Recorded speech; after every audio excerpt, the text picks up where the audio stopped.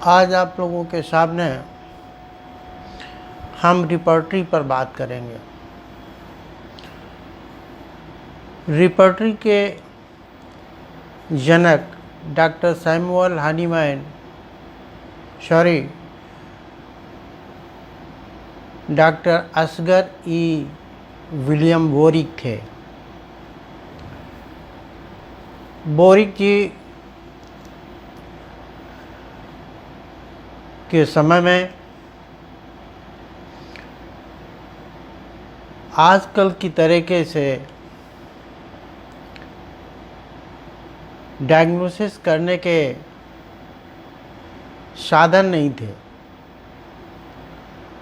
उस समय डायग्नोसिस करने के जो साधन थे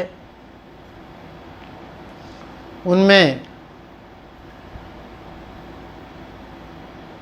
लोगों की इतनी पहुंच नहीं थी, लोगों को इतनी जानकारी नहीं थी और आजकल की तरह बहुत चर्चित भी नहीं थे। वो ज़माना ही दूसरा था। इसलिए डॉक्टर विलियम बोरिक ने एक ऐसे ग्रंथ की रचना की जिसमें औषधियों के लक्षण और रोगों के लक्षण मिलते थे। इस बात को एक बार फिर से समझ लीजिए, जो रोग के लक्षण होते हैं वही लक्षण औषधि में भी होते हैं और यदि सामान्य लक्षण पर कोई औषधि दे दी जाए तो वो लाभकारी होती। ये एक बहुत कठिन कार्य था, लेकिन उस समय एक मजबूरी थी। मजबूरी ये थी कि आजकल की तरीके से उस समय डायग्नोसिस करने के आधुनिक उपकरण नहीं थे। उस समय ultrasound, MRI, CT scan,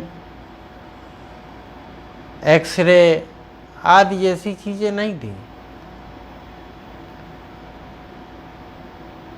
blood की जांच होती थी। ब्लड की जांच में भी बहुत सारी चीज़ें जांच में नहीं होती थी, इसलिए डायग्नोसिस करना बहुत कठिन था। उस टाइम में साइन और सिम्टम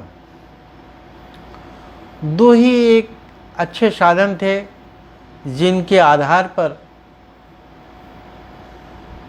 रोग को पहचाना जा सकता था।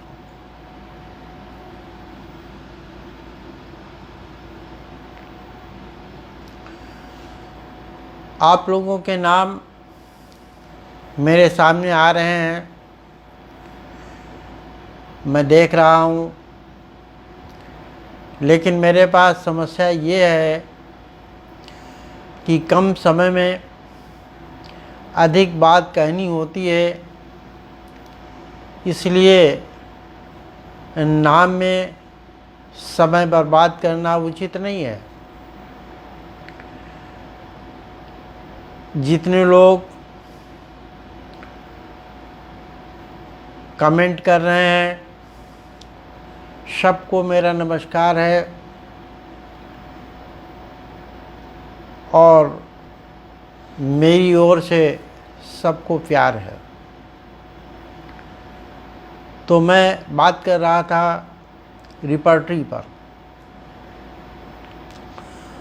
तो विलियम बोरिक के टाइम में ऐसी कोई सुविधा नहीं थी जैसे आजकल होती है। तो उन्होंने एक लक्षणावली पुस्तक बनाई जिसे रिपर्टरी कहा जाता है। इसमें होता क्या है, रोगों के लक्षण होते हैं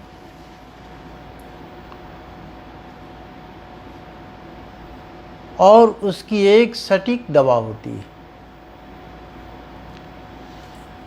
जब कोई लक्षण मिलता है तो उसकी सटीक दवा भी लिखी होती है उसी लक्षण के पास में, तो वही दवा उठा करके दे देते हैं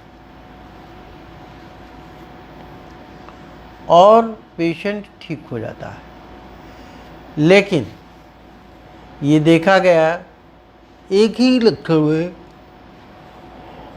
ही लक्षण में 8-8, 10-10 दवाएं होती हैं जो सिमिलर होती हैं। फिर यहाँ चुनाव करना बहुत कठिन होता है। इसी कारण होम्योपैथ के डॉक्टर भी आज रिपर्टरी को ज़्यादा महत्व नहीं देते। किसी टाइम में इसका महत्व था। मैं नाम देख रहा हूँ डॉक्टर BR सैनी का। नमस्कार भाई। डॉक्टर RP सैनी का। किसी टाइम में होम्योपैथी की जो डिस्पेंसरियाँ होती थीं उसमें मेज पर पुस्तकों का ढेर लगा होता था, जिसमें मटेरिया मेडिका, रिपर्टरी और दूसरी बहुत सारी बुक्स होती थीं। जब कोई पेशेंट आया तो उस पेशेंट के लक्षणावली से मिला लेते थे और मेडिसिन दे देते थे। वो एक ऐसा दौर था जिसमें औषधियाँ निम्न पोटेंसी की हुआ करती थी जो देर में फ़ायदा करती थी। लेकिन आज ऐसा नहीं है। 30, 200, 1000 और इसके ऊपर भी पोटेंशियाँ होम्योपैथ में आती हैं। इसलिए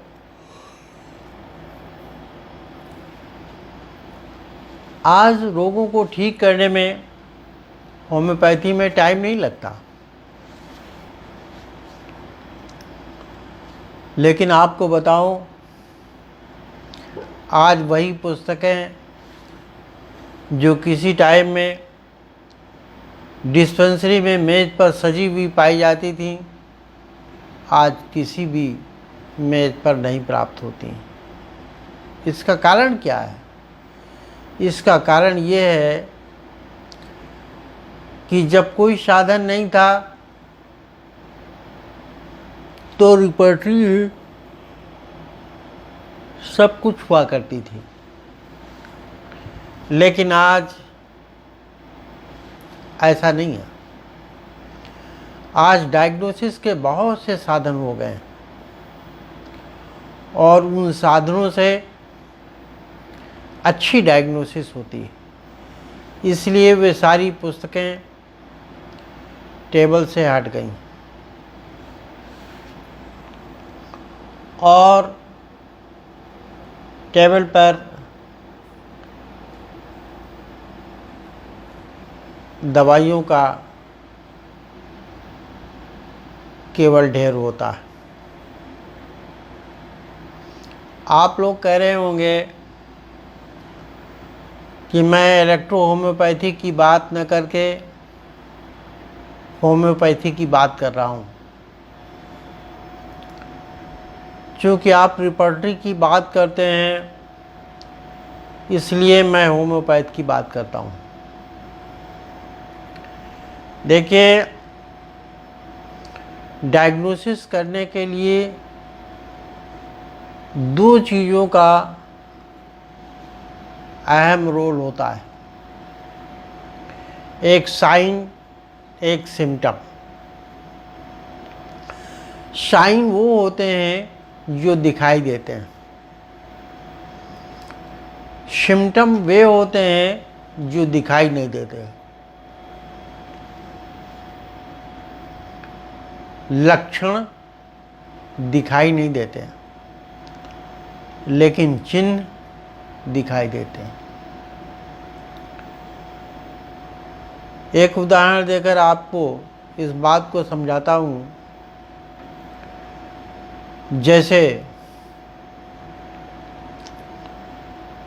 पेट में कीड़े हो जाएं तो कभी कभी स्किन पर साइनोसिस हो जाती है, काले धब्बे पड़ जाते हैं, वो साइन है। लेकिन मिचली होती है, वो सिम्टम। मिचली आपको दिखाई नहीं देती, लेकिन साइन आपको दिखाई देता है।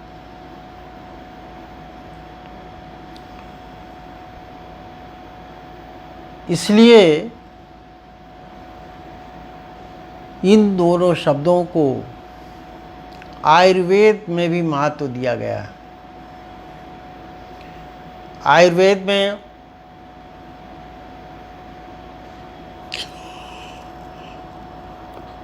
जो डायग्नोसिस की पुस्तकें हैं, माधव निदान और दूसरी निदान की पुस्तकें, उसमें डायग्नोसिस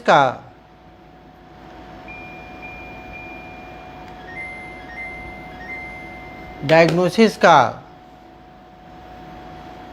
बहुत अच्छा सिस्टम दिया है। लेकिन वो सिस्टम पुराने हैं। पुराने होने के कारण उन पर आजकल कोई विश्वास नहीं करता। इसलिए आयुर्वेद में भी आजकल मॉडर्न डायग्नोसिस सिस्टम को अपनाने का जुनून चढ़ गया। आज नब्ज देखकर कोई डायग्नोसिस नहीं करता। हाँ, पुरानी पद्धति है तो नब्ज देख लेते हैं, नहीं तो लोग कहेंगे डॉक्टर साहब ने कुछ देखा ही नहीं। कोरोना पीरियड में तो छूना भी छोड़ दिया है, नब्ज देखने की कोई बात ही नहीं रही। सारी की सारी फाइंडिंग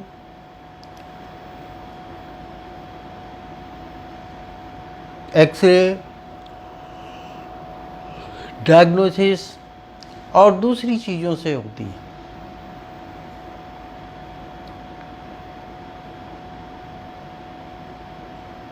कोरोना पीरियड में अब देखते हैं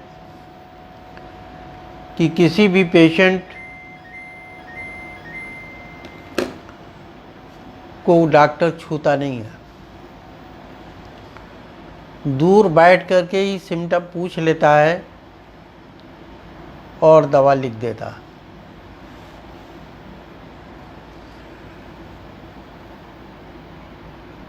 साइन और सिम्टम को केवल भारत में ही नहीं, आयुर्वेद और होम्योपैथी में ही नहीं, एलोपैथी में भी बहुत महत्व दिया गया है। इस पर पुस्तकें लिखी गई हैं। आप लोगों ने जब अध्ययन कर रहे होंगे तो हिचेंसन्स की बुक पढ़ी होगी, वो साइन और सिम्टम पर आधारित है। डेविडसन की बुक पढ़ी होगी। इसी तरीके से और भी बुक्स हैं जो साइन और सिम्टम पर आधारित हैं। इनमें जो डायग्नोसिस है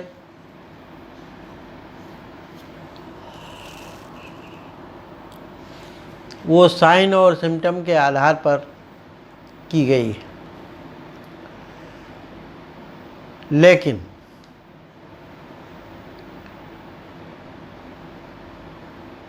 अनुभव सबसे बड़ी चीज़ है।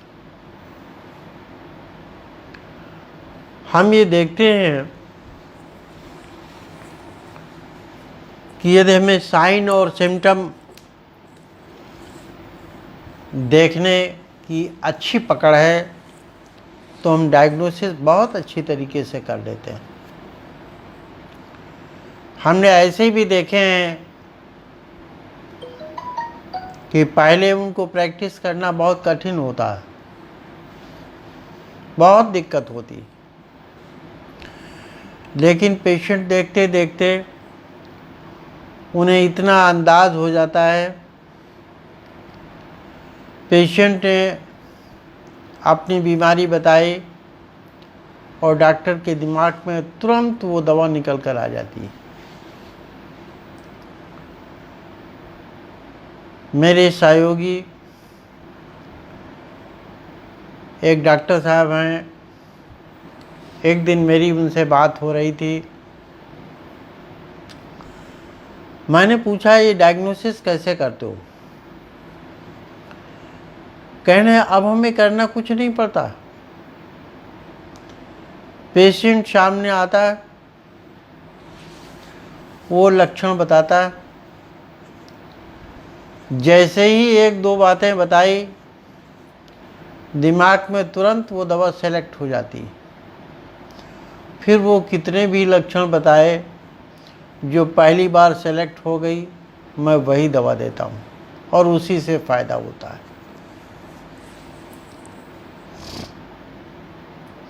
हमने कहा रात में स्टडी करते हैं, कहना अब कोई ज़रूरत नहीं पड़ती।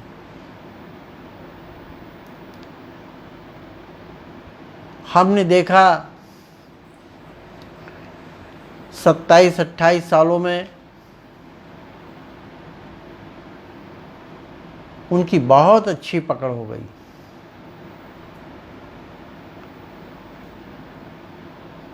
वे आज के समय में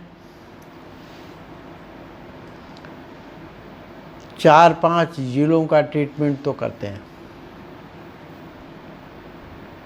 उनके यहाँ जाइए,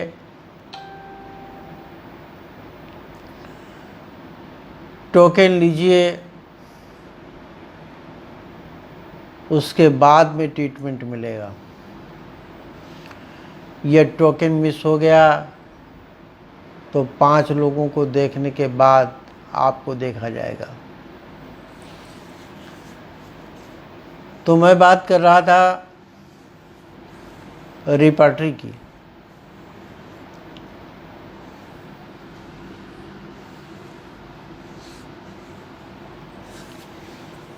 जितने नाम हमारे सामने आ रहे हैं सबको मेरी तरफ से नमस्कार है। आप लोगों का उत्साह देखकर मेरा भी उत्साह बढ़ता है।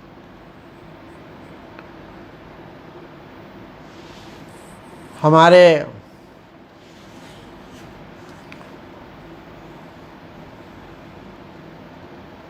प्राचीन डॉक्टर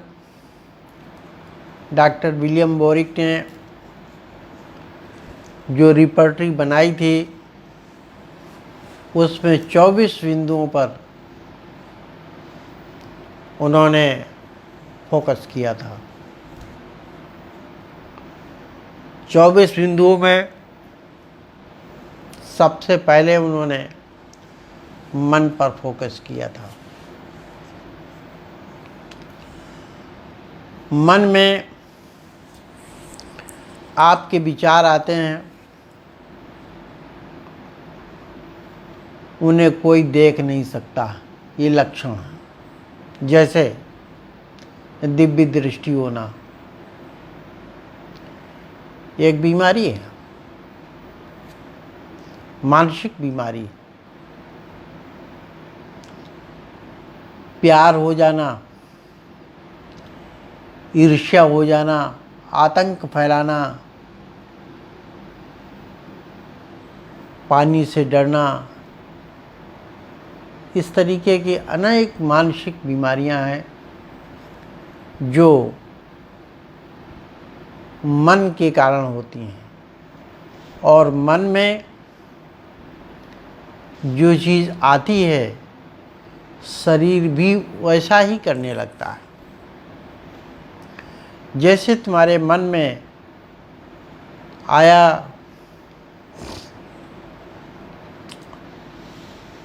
कि हमें पूजा करना है, अब आप पूजा करने के लिए मंदिर में जाएंगे तो मन से थोड़ी जाएंगे, शरीर से जाएंगे। यानी मन में जो चीज़ आती है उसमें शरीर सहयोग देता है, और मन से संबंधित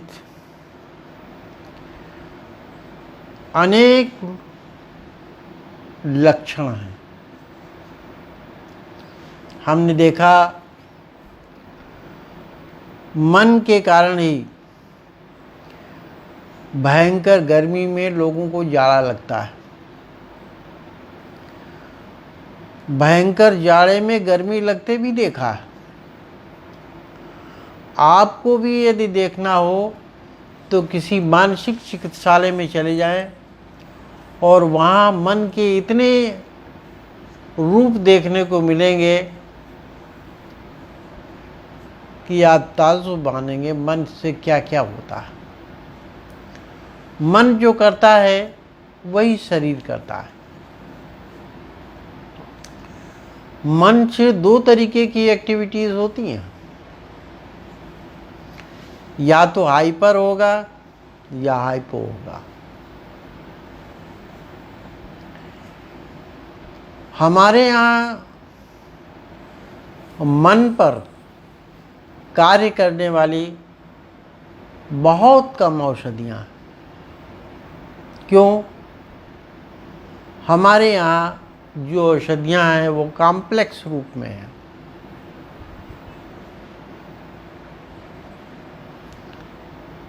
लेकिन होम्योपैथ में जो औषधियाँ हैं वो सिंगल हैं। एक सिम्टम के लिए एक मेडिसिन वहाँ पर है, लेकिन आपके यहाँ एक सिम्टम के लिए एक मेडिसिन नहीं है, एक सिस्टम के लिए आपके यहाँ एक मेडिसिन है। यहाँ पर ध्यान दीजिएगा, होम्योपैथ में एक सिम्टम के लिए एक मेडिसिन है, आपके यहाँ एक सिस्टम के लिए एक मेडिसिन है। यहाँ दोनों जगह फर्क है। सर दर्द, इसके लिए होम्योपैथ में बहुत सारी मेडिसिन है। इस तरीके से लिस्ट लंबी है, जिसमें सिर, कान, गला, चेहरा, मुख, जीभ, स्वाद, मसूड़े, दांत, गला, आमाशय, उदर, मूत्र प्रणाली, जनन प्रणाली और श्वसन प्रणाली, सर्कुलेटरी सिस्टम आदि अनेक 24 चैप्टर हैं, जिसमें हर सिम्टम के लिए एक मेडिसिन है। इसका एक पूरा ग्रंथ है। होम्योपैथ में तो आसान नहीं कि एक सिम्टम ढूंढा और एक मेडिसिन उठा के दे दिया, लेकिन इलेक्ट्रो होम्योपैथ में ये बहुत कठिन है। हमारे कुछ साथी इस बात को कहते तो ज़रूर हैं कि एक रिपर्टरी होनी चाहिए, लेकिन शायद उन्होंने इस बात पर कभी ध्यान नहीं दिया कि इसमें रिपर्टरी की आवश्यकता नहीं है। इसमें रिपर्टरी से कुछ नहीं कर पाओगे। क्यों? देखिए, हम सर दर्द की बात करते हैं। पहले सर दर्द जब होता है तो कितने प्रकार का होता है, और हर प्रकार के सर दर्द की एक दवा होती है होम्योपैथ में। सूर्य निकलने से पहले यदि सर दर्द होता है तो होम्योपैथ में इसके लिए एक स्पेसिफिक रेमेडी है। सूर्य निकलने के बाद में यदि दर्द होता है तो इसके लिए दूसरी है।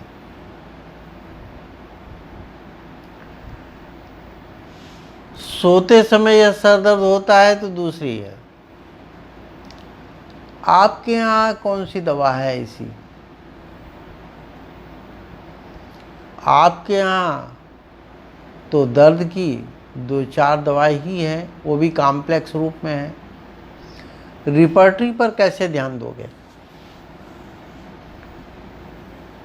दूसरी एक चीज, पेट दर्द होता है। पेट दर्द में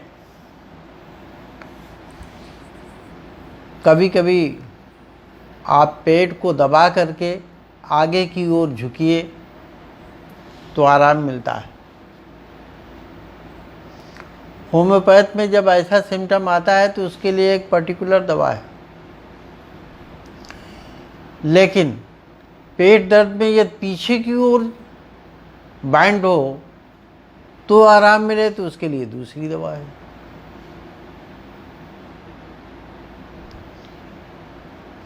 पेट दर्द होता हो और उकड़ू बैठ जाएं, उससे आराम मिले तो तीसरी दवा है। वहाँ एक एक सिम्टम की एक एक दवा है। लेकिन आपके यहाँ इतनी दवाएं कहाँ? आपके यहाँ तो ये स्टन ही है अकेले। इसी तरीके से फीवर होता है तो फीवर में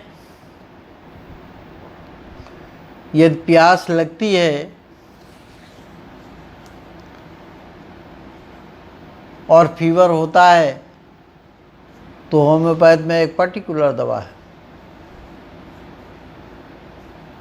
कभी आप डॉक्टर के पास में जाइए तो डॉक्टर ये पूछता है, प्यास लगती है? पेशेंट ने कहा प्यास लगती है तो तुरंत दवा सेलेक्ट कर लेता है। बस एक ही दवा उसके लिए। पेशेंट गया डॉक्टर के पास, उसने देखा है इसका चेहरा लाल है, तुरंत दवा सेलेक्ट कर लेता है कि ये दवा इसके पास जाना चाहिए। पेशेंट गया, डॉक्टर ने पूछा बुखार आता है तो जाड़ा भी लगता है? उन्होंने कहा हाँ, तुरंत दवा दूसरी सेलेक्ट हो गई। इस तरीके से अनेक लक्षण हैं जिनके आधार पर अलग अलग दवाएं सेलेक्ट होती। आपके यहाँ बुखार की तो केवल 2 ही दवाएं हैं मोटे तौर पर। आप रिपर्टरी में कैसे सेलेक्ट करेंगे?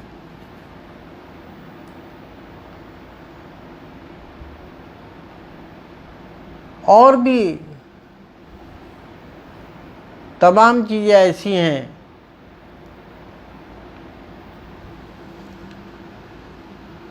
एसपी दीक्षित जी, मैं आपको देख रहा हूँ।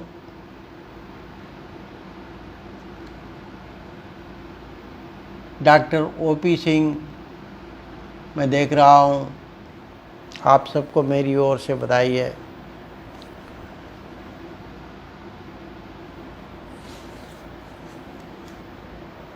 इसी तरीके से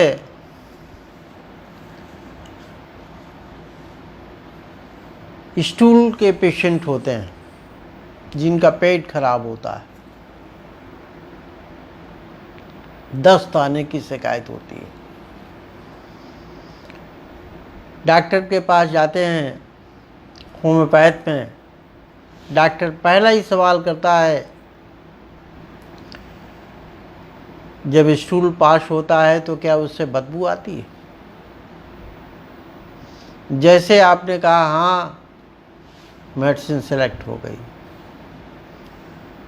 पूछा कलर कैसा, हरा होता है? हाँ, मेडिसिन दूसरी सेलेक्ट हो गई। इस तरीके से कई सवाल वो करता है और सबकी मेडिसिन अलग अलग होती है। फिर जो उचित समझता है वो एक मेडिसिन दे देता है।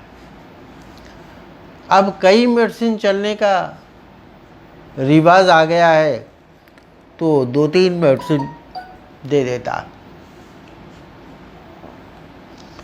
लेकिन आपके यहाँ तो ये एस्टिन अकेले ही है, आप कैसे सेलेक्ट करेंगे?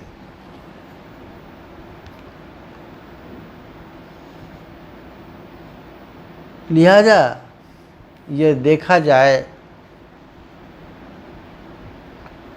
तो रिपर्टरी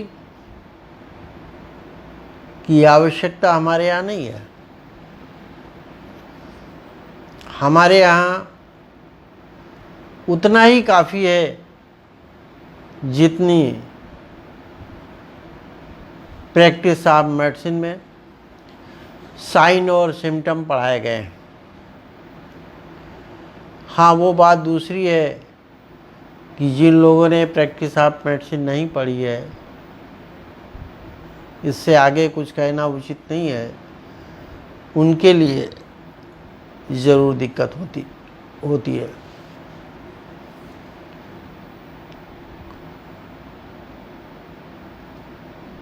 प्रैक्टिस ऑफ मेडिसिन में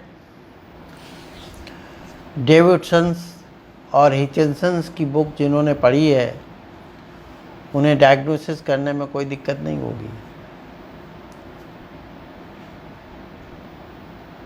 और वही बुक सबको पढ़ाई जाती है।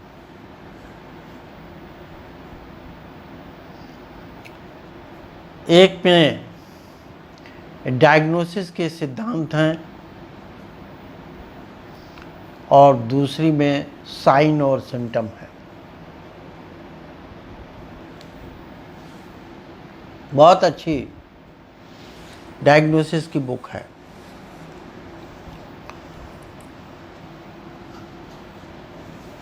इलेक्ट्रो होम्योपैथी में हमने एक पोस्ट डाली थी, बहुत से लोगों ने उस पर कमेंट किया है कि रिपर्टरी की बहुत आवश्यकता है।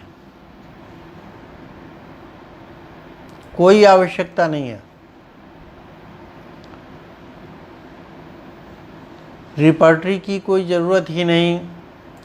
आपके यहाँ जो मेडिसिन है वो इतनी परफेक्ट हैं, इतनी उनकी बड़ी रेंज है, सारा काम हो जाएगा। मैं एक बात नहीं समझ पाता हूँ, आप लोग एक तरफ तो कहते हैं कि मेडिसिन आर्गन पे काम करती, सिस्टम पे काम करती, और दूसरी तरफ रिपर्टरी की मांग करते हैं। एक बात हमें बताइए, जीआईटी एक सिस्टम है। जीआईटी में जो बीमारी होगी उसकी जो औषधि दी जाएगी वो पूरे सिस्टम पे काम करेगी, ना कि एक सिम्टम पर काम करेगी। आप लोग कहते भी हैं कि होम्योपैथ सिम्टम पे काम करती है और इलेक्ट्रो होम्योपैथ सिस्टम पे काम करती है। फिर क्यों रिपर्टरी की डिमांड है?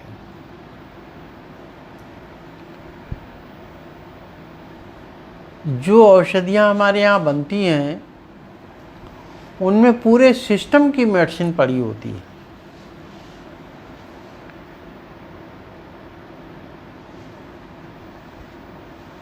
जिस सिस्टम की मेडिसिन है उस सिस्टम के अंदर कई पार्ट होते हैं, ऑर्गन होते हैं।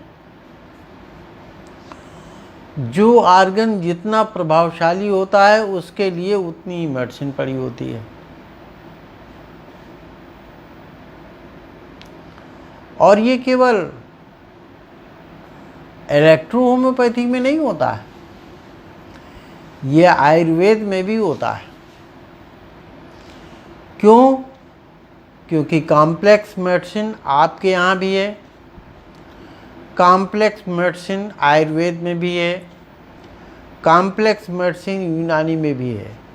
तो सारी की सारी औषधियाँ ये एक पर्टिकुलर सिम्टम पे नहीं काम करती, ये पूरे सिस्टम पे काम करती हैं। एक आप कोई सिरप ले लें, चाहे डाइजेशन का हो या टॉनिक को हो, तो उसमें कई औषधियाँ पड़ी होंगी और उनकी अलग अलग मात्रा होगी। ऐसा क्यों होता है? ऐसा इसलिए होता है क्योंकि अलग अलग मात्रा ही सबकी आवश्यकता होती है। इसी तरीके से हमारे यहाँ जो मेडिसिन बनती है उसमें अलग अलग मात्रा होती है, क्योंकि जो सिस्टम होते हैं उसमें जो ऑर्गन होते हैं उनकी अलग अलग रिक्वायरमेंट होती है, इसलिए अलग अलग मात्रा पड़ी होती है।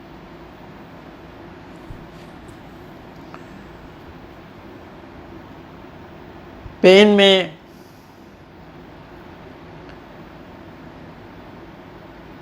तमाम तरीके के पेन होते हैं। कुछ पेन ऐसे होते हैं जैसे कोई काट रहा, होम्योपैथ में उसके लिए अलग दवा है। कुछ पेन ऐसे होते हैं जैसे हैमर कोई मार रहा, होम्योपैथ में उसके लिए अलग दवा है। शंभुनाथ जी नमस्कार। और भी लोगों को मैं देख रहा हूँ, एसपी दीक्षित जी, सबको मेरा नमस्कार है।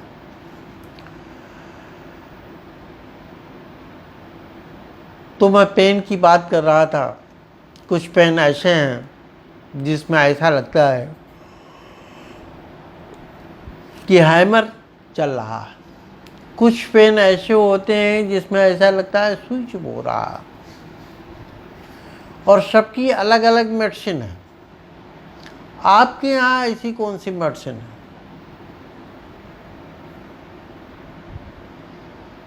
इसी कारण मैं कहता हूँ आपके यहाँ रिपर्टरी को कोई आवश्यकता नहीं। जितने साइन सिम्टम आप लोग पढ़ करके आए हैं उतना ही काफ़ी है। मॉडर्न डायग्नोसिस की सहायता लीजिए और प्रैक्टिस को इतना आसान बना दिया जाएगा कि आसानी से कर सकते हो।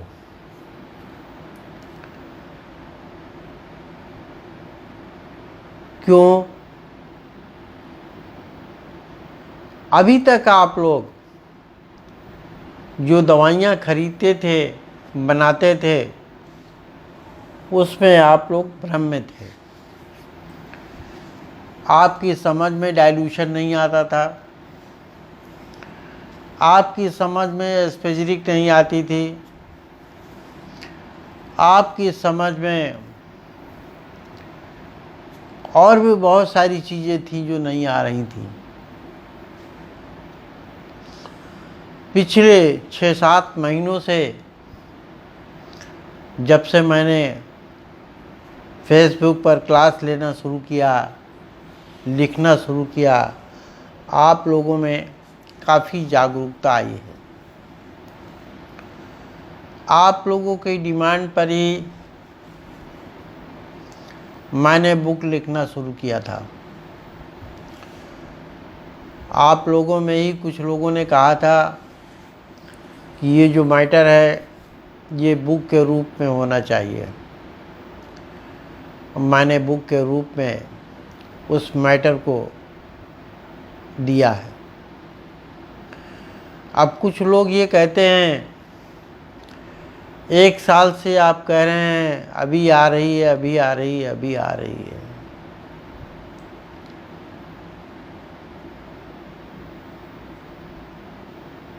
हमारी बुक प्रेस में है और अभी परसों मैंने बात की थी तो ये पता चला कि उसके घर में कुछ प्रॉब्लम आ गई है, कुछ बीमारी हो गई है, जिसके कारण वो प्रेस का काम थोड़ा रुका हुआ। शायद 2-4 दिन में प्रूफ रीडिंग के लिए बुक आ जाए, ऐसा मेरा अंदाज है, जैसा कि उसने बताया था। देखिए, समस्याएं तो कभी भी किसी के पास भी आ सकती हैं, इन पर किसी को अन्यथा नहीं लेना चाहिए। और जहाँ तक आप लोगों का ये सोचना है कि बुक हम काफ़ी दिनों से कह रहे हैं, अभी तक आई नहीं है, शायद कुछ लोग सोचने लगे हों कि कहीं हवा में ही तो बातें नहीं कर रहे हैं। मैंने पहले ही बताया, मैं हवा में बातें नहीं करता हूँ, कभी कभी हवा से बातें कर लेता हूँ।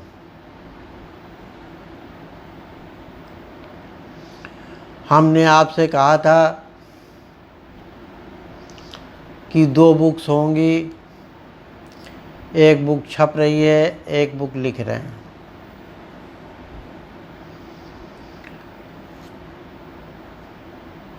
हमने ये भी कहा था कि कोऑपरेशन से दवाएं तैयार करेंगे और वही आप लोगों को मिलेंगी। सो कोऑपरेशन प्लांट हमने लगा लिया है, दवाएं भी तैयार करना शुरू कर दिया है, लेकिन उसमें एक प्रॉब्लम है। वो प्रॉब्लम ये है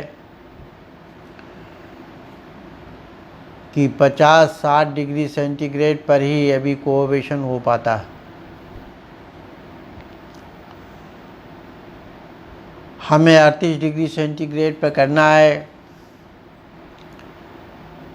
इसलिए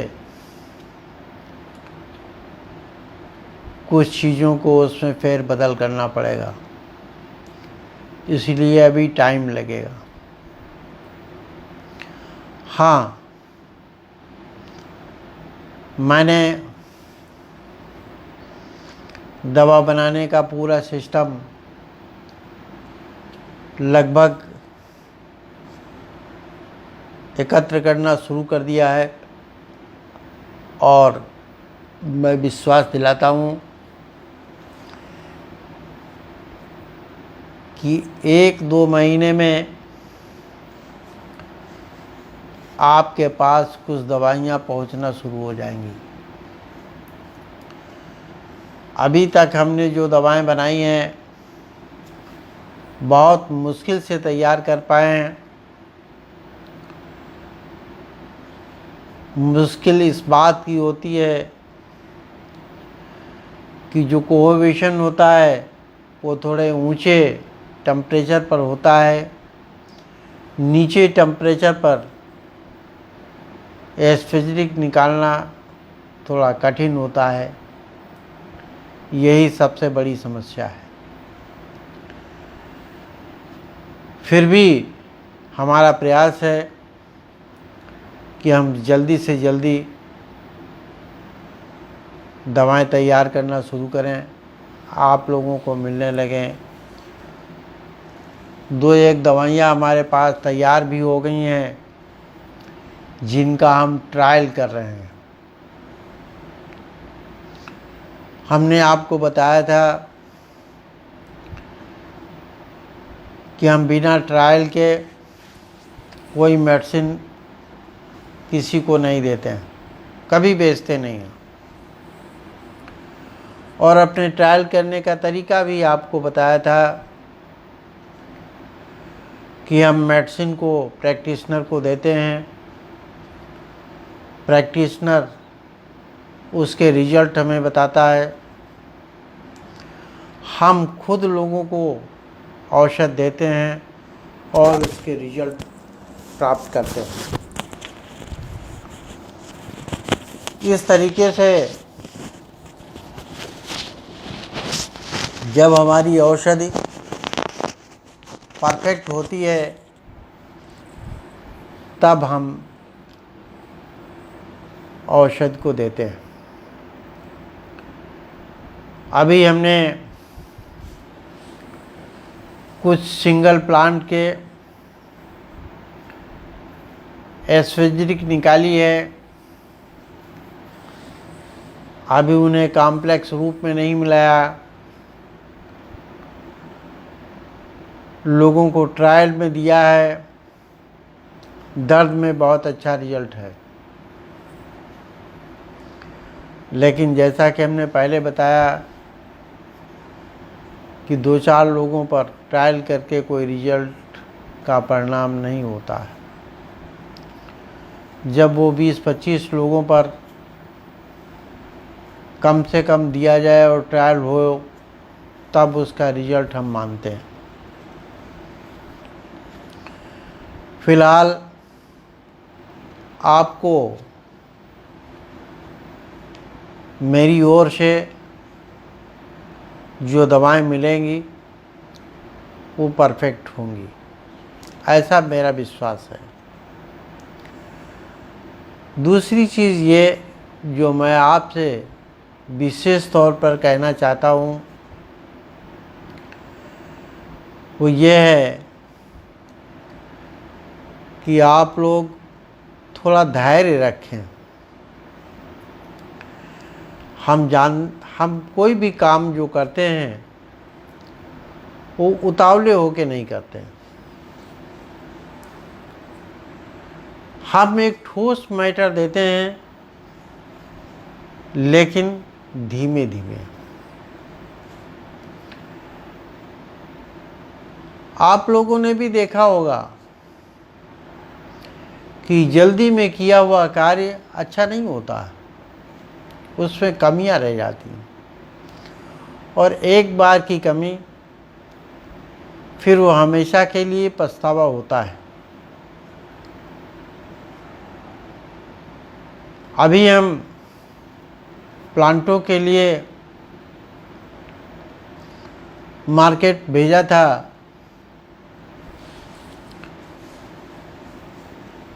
लेकिन 2 प्लांट नहीं उपलब्ध हो पाए।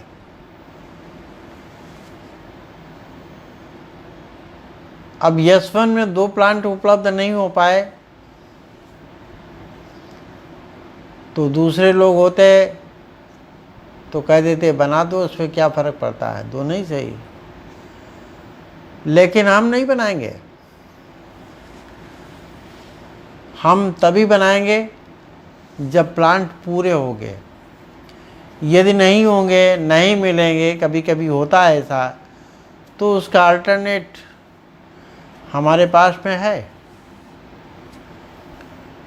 हम अल्टरनेट का यूज़ कर लेंगे। लेकिन पहले ओरिजिनल प्लांट चाहिए। आप लोग हमारे लाइव क्लास में आते हैं, हमें खुशी होती है। आप लोग अपनी जिज्ञासा प्रकट करते हैं, उस जिज्ञासा को मैं क्लास के बाद में देखता हूँ और उसे शांत करने का प्रयास करता हूँ। हम आपको फेसबुक पर लिखित रूप में लाइव आकर के और वीडियो बना करके आपके समक्ष उपस्थित होता हूँ। पिछली बार मैंने S5 पर वीडियो दिया था, शीघ्र ही S6 पर आपका वीडियो आएगा और S6 के बाद में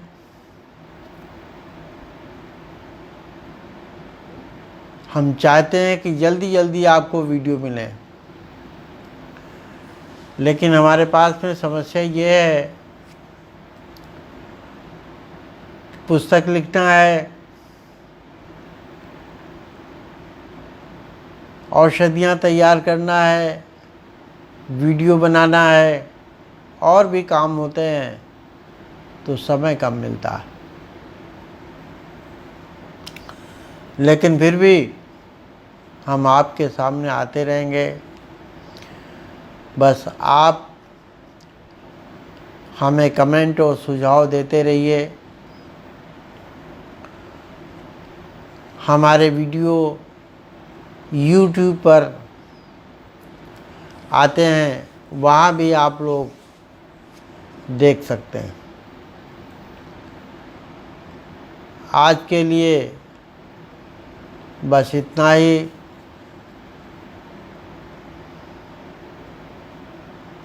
अगले शनिवार रविवार को रात 9:15 बजे,